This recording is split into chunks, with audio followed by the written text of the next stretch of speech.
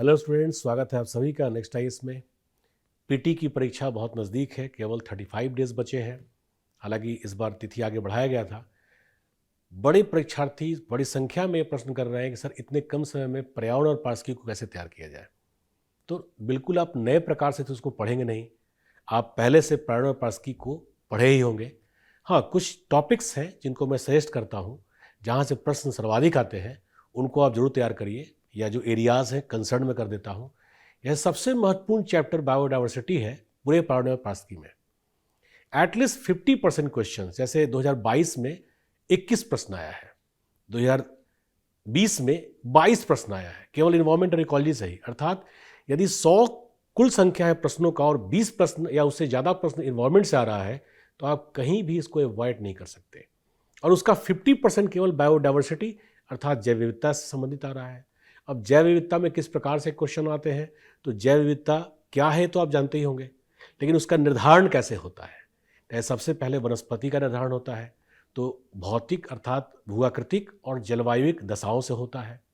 यदि वनस्पति समुदाय में वन है तो बंदर, पक्षी या उसी प्रकार से जंतु समुदाय का विकास होगा।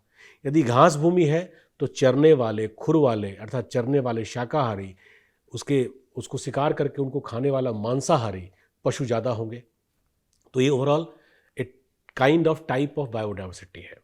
इसके अलावा इन्हीं के बेसिस पे इसके संरक्षण के लिए इन सीटू एक्स सीटू होता है, जिसमें कि हम नेशनल पार्क या वाइल्ड लाइफ सेंचुरी इनका निर्माण करते हैं। तो किस एक्ट के द्वारा किया गया है, सरकार इसमें हस्तक्षेप कर सकती है कि नहीं कर सकती, या करने के लिए हमें क्या करना होगा, किस प्रकार की विधि बनानी होगी, इस पर भी निरंतर प्रश्न आया है। इसके अलावा इसमें जो समस्याएं आई हैं इनको दूर करने के लिए सरकार ने या वैश्विक स्तर पर किस प्रकार के नीति का निर्माण किया गया है। आपके फंडामेंटल राइट या DPSP, directive principles of the state policy में इस प्रकार के तथ्यों को किस प्रकार से जोड़ा गया है, प्रश्न यहाँ से भी संबंधित आ रहा है। इसके अलावा जैसे जो वैश्विक समस्याएं हैं, भूमंडलीय तापन हो गया, हरितगृह प्रभाव हो गया, ओजोन क्षरण हो गया, या जलवायु परिवर्तन हो गया। जलवायु परिवर्तन को creeping disaster, most dangerous creeping disaster अर्थात घिसटती या सरकती हुई सबसे विनाशकारी आपदा के रूप में चर्चा किया जा रहा है। UNFCCC नामक संस्था जो यूएनओ से संबंधित है, वो विशेष रूप से इस पर शोध करती है, जलवायु परिवर्तन या उसके आयामों पर, उसके निर्धारक घटकों पर। और विश्व के साथ साथ भारत में भी इसके सीधे सीधे दुष्प्रभाव देखे जा रहे हैं। विशेष रूप से पर्वतों पर किस प्रकार का आपदायुक्त बाढ़ आ रहा है, या टर्की में जो बाढ़ आया, स्पेन में जो बाढ़ आया, अभी चीन में 3 दिन पहले जो बाढ़ आया है, ये सब आपदा प्रबंधन और उसके दुष्प्रभावों से ही अंतर संबंधित है। तो उस पर किस प्रकार का दुष्प्रभाव उत्पन्न हो रहा है जलवायु परिवर्तन या इसके अन्य आयाम या घटकों से, जैसे हरितगृह प्रभाव ही हो गया, या हरितगृह प्रभाव में कौन से गैस की मात्रा सर्वाधिक बढ़ी है, उसका कारण क्या हो सकता है। जैसे जो थर्मल पावर्स है, कोयला आधारित जो ताप विद्युत केंद्र है, वो पूरे भूमंडलीय तापन के आंकड़े को लें तो 50% से ज़्यादा अकेले जिम्मेवार है। अब सोचिए ये कोयला आधारित ताप विद्युत केंद्र कितने ज़्यादा हानिकारक हो सकते हैं। तो आखिर इसके विकल्प के तौर पर हम किसका विकास करें, तो हमें नवीकरणीय ऊर्जा की ओर जाना पड़ेगा। तो अब ये सारा डायमेंशन सतत पोषणीय या सस्टेनेबल डेवलपमेंट से भी संबंधित हो गया। तो आप ओवरऑल कंसेप्ट को एक चेन की तरह जोड़ें, टॉपिक वाइज, फिर उसको तैयार करें। और चूँकि मैंने पहले ही कहा कि बायोडाइवर्सिटी और ग्लोबल जो प्रॉब्लम्स हैं, स्पेशली क्लाइमेटिक प्रॉब्लम्स, वहाँ से सर्वाधिक प्रश्न आने की संभावनाएं होती हैं।